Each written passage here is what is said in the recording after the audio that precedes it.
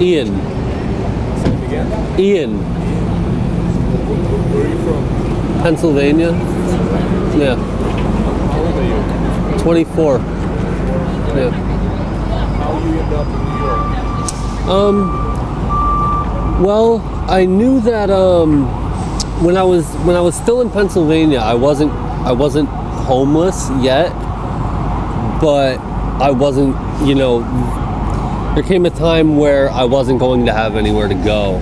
And when that happened, I decided that I needed to go somewhere where they have the infrastructure to deal with homelessness that they didn't have back home. Here they have a lot of groups that work with homeless people, a lot of groups that can help you learn how to get back on your feet, like how to learn a trade, a skill. There's a lot of things. They didn't necessarily have all of that back home because they don't have a lot of homeless people there. I didn't have anything that I was really leaving behind, A lot of friends from school had, gone on to college. I didn't go to college. So what happened? Why did you go to college? Well, I actually worked as a drywall contractor. My stepfather, he was a drywall contractor, and I worked with him. But he developed a type of cancer called mesothelioma in, I want to say, 2015, like in the winter. And when that happened, he stopped working, and I did as well. And he died shortly after that. What about your mother? My mother had died in 2014. She was killed by a drunk driver on the 4th of July. Yeah. Do you have any brothers or sisters? No. So you are the one, right? Yeah. So now you're in New York, and what's your plans for future? Well, when I first got here, I wasn't really sure what I would do. I knew that I was going to have to find some sort of organization to help me. So when I first got here, I went to the emergency shelter. I got all my stuff stolen, including like my driver's license, my social security card.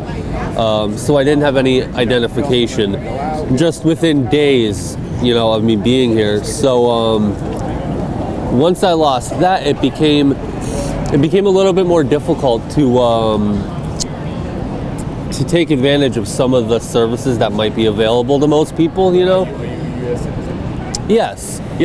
But with me being from Pennsylvania, I would have to go back there in order to get my driver's license back. So for a little while, I wasn't really sure what I would do,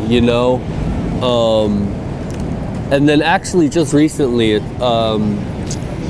maybe about 3 weeks ago, an outreach group found me out here, right here actually, and they're called Breaking Ground, and they asked me if I was interested in getting a caseworker and working with them, and I said, yeah, sure, and I explained to them I don't have my IDs, I don't have any sort of identification, so I'm going through a hard time with taking advantage of some services, and they said, we'll do everything we can to help you get all of that back, because that's hard to do on your own, especially if you don't know how to navigate everything.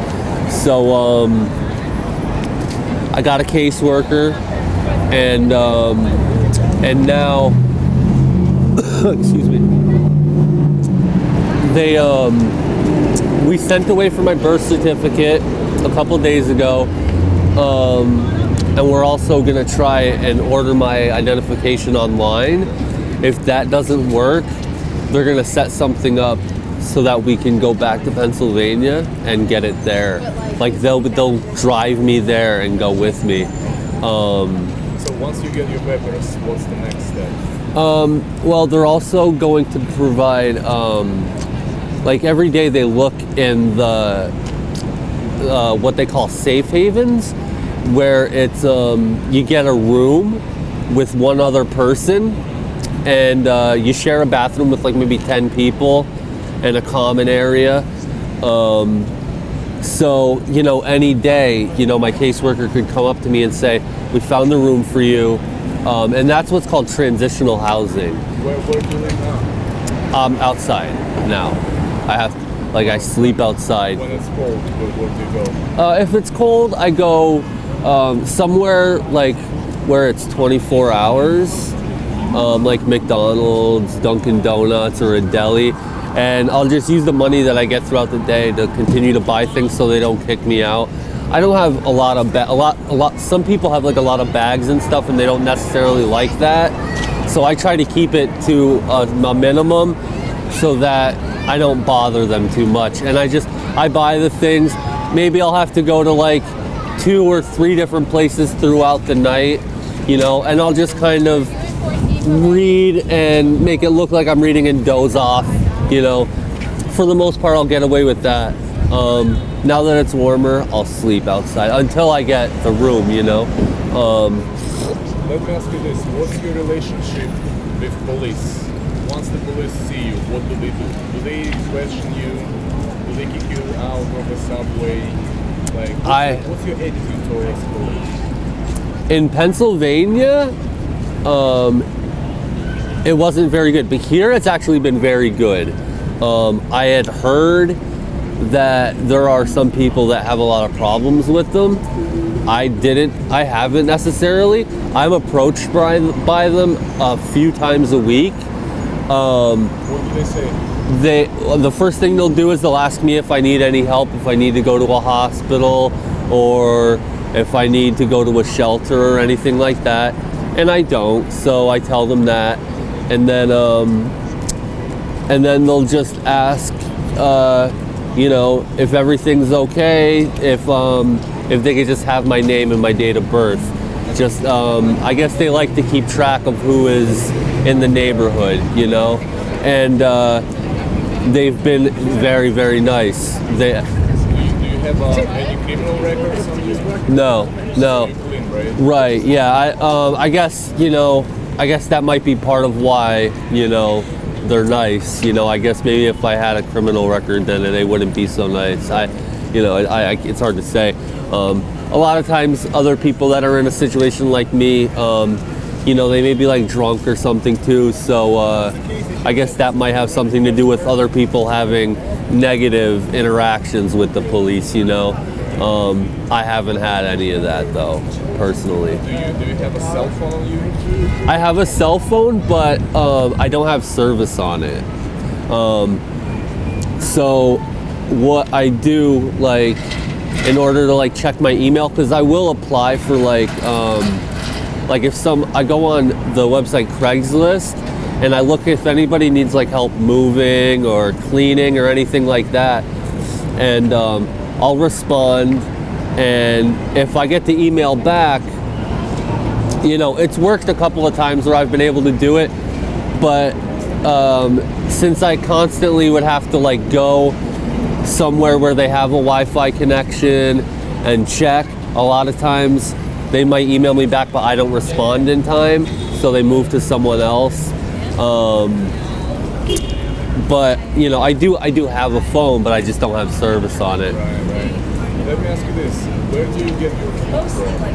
How do you eat? Mostly from like delis. Do you buy it or do you get it for free? I buy it. Yeah. Sometimes people will give me food,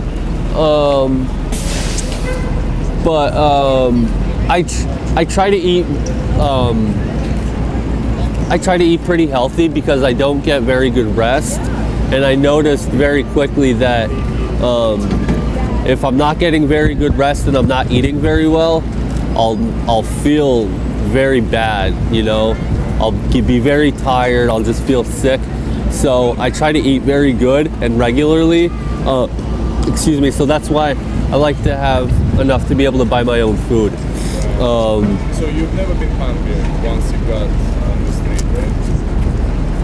When I first got here, there may have been a couple times, but since then, no, because as soon as I wake up in the morning, that's pretty much the first thing that I've got to do is, if I don't have any money to get anything to eat, is make sure that I get that, you know? And the last question I'm gonna ask you, if it's not a secret, how much money do you make per day if you sit like 8 hours? Approximately. It's hard to say because it could vary. I guess if I were to say like on an average, probably like 25. 25? Yeah, maybe 30. I think it's very low. Some people fall the difference. Yeah, no, a little maybe. $8 an hour. Well, yeah, it would depend. It would depend on like how long you were out here. If it was 8 hours, probably about 25 to 30. Yeah. But it could be more. It could be you know, there could be days where someone may come up to you and hand you a $10 bill, and that could change everything. Yeah, that's the question. What was the biggest donation you ever got from one person? $50. Just me just sitting here. Yeah. Someone walked up and handed me $50 bill. But I've been able to work and earn more than that, you know, on Craigslist. Excuse me. Thank you very much for your time. Sure.